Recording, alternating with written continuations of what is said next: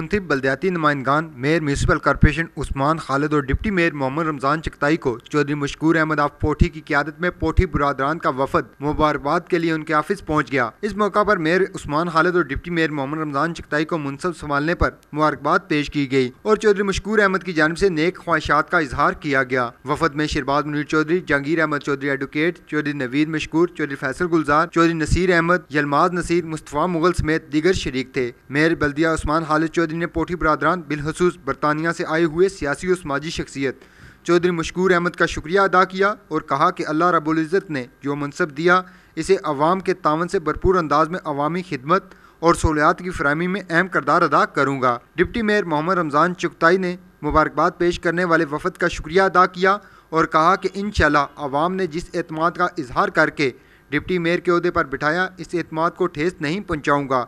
शहर की सफाई सुथराई और अवाम को सहूलियात की फराहमी में कोई कसर नहीं छोड़ेंगे।